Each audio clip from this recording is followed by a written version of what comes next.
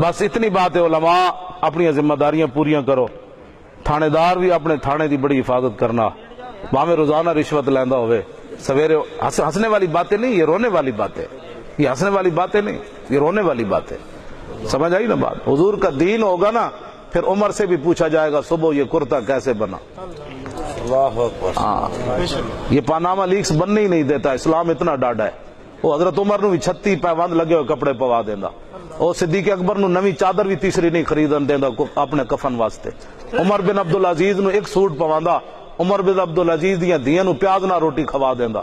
پھر 63 صوبے جو زکات واپس آندی. اسی تے جلے اور رحمت والے نظام کدی بیان نہیں لگی. اس واسطے کہ اسلام کدے وارج بھی کوئی نہیں.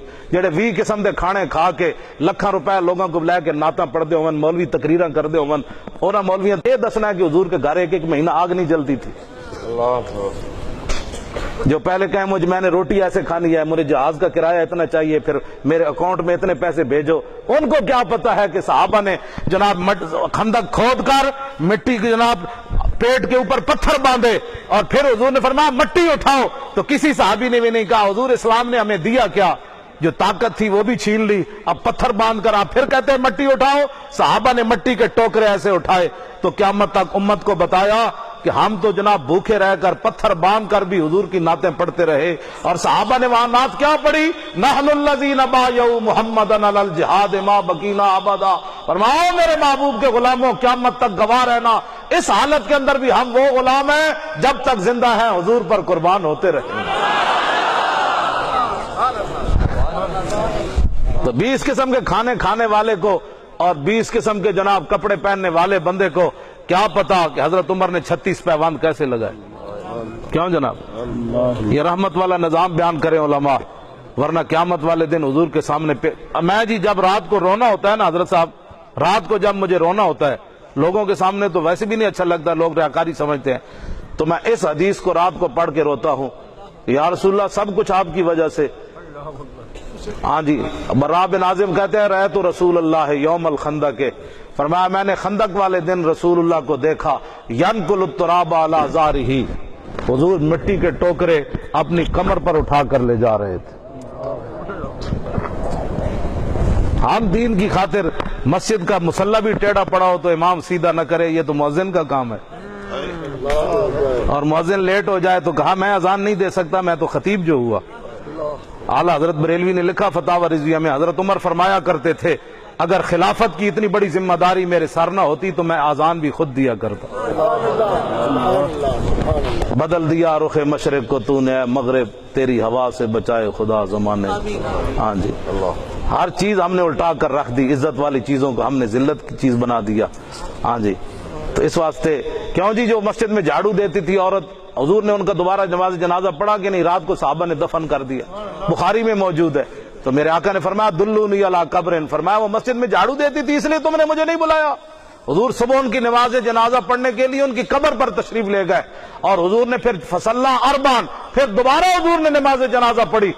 اور اعلیٰ حضرت بریلوی نے لکھا چوتھی جلد کے اندر جنازے کے باب میں کہ حضور ان کی قبر پر کھڑے ہو گئے، فرمایا مائی صاحبہ یہ بتاؤ مرنے کے بعد کس چیز کا ثواب زیادہ ملا؟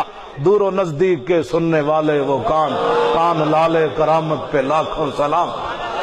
تو تھوڑی دیر کے بعد میرے آقا نے فرمایا یہ مائی صاحبہ کہہ رہی تھی مجھے سب سے زیادہ ثواب مسجد میں جھاڑو دینے کا ملا. واپس آؤ حضور کے دین کی طرف. تاریخ لبیک یا رسول اللہ کا صرف یہی مقصد ہے. میں نے مڑ کے تضربہ یضربو پڑھانا ہے، ٹھیک ہے.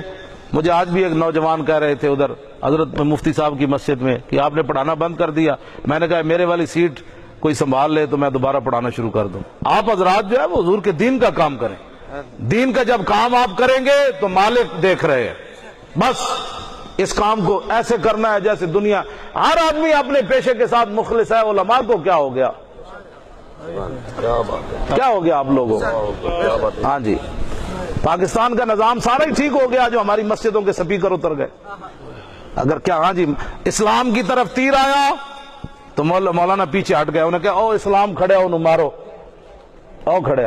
تھانے اسی طرح ہی چلے، کچہریاں اس طرح چلے، ملک اسی طرح ہی چلے. مسجد کا اتنا وزن بن گیا 4 سپیکروں کا اور وہ بھی اللہ اکبر. تقریر تو ہماری پہلے ہی بند تھی نا، اب اللہ اکبر اللہ اکبر.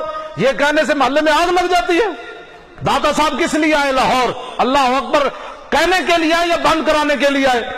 سلطان الہند پرتھوی راج کے اونٹوں میں جا کر کیوں بیٹھے؟ مجدد الفسانی قلعہ گوالیار میں کیوں بند ہوئے؟ امام اعظم ابو حنیفہ کوڑے کیوں کھائے؟ امام احمد بن حنبل نے کوڑے کیوں کھائے؟ ہمارے مولانا سید کفایت علی کافی، انگریزوں نے جسم پر استری پھیری، پھر مرچیں اور نمک بھر دیے، انہوں نے کہا بابا مر جائے گا، صبح پھر ٹکٹکی باندھ دی، انگریزوں کا سینہ پھر بھی ٹھنڈا نہ ہوا۔ آپ کفر کو کیا سمجھتے ہیں؟ کبھی نرم گوشے رکھیں گے؟ ہمارے بابے کے جسم پر استری پھیری، مرچیں اور نمک بھرے، صبح پھر بابے کو پھندے کی طرف لے کر گئے، لیکن بابا بابا تھا، پھندا دیکھ کر کہنے لگا انگریزوں کیا بکواس کرتے ہو، کوئی گل باقی رہے گا نہ چمن رہ جائے گا، پر رسول اللہ کا دین حسن رہ جائے گا۔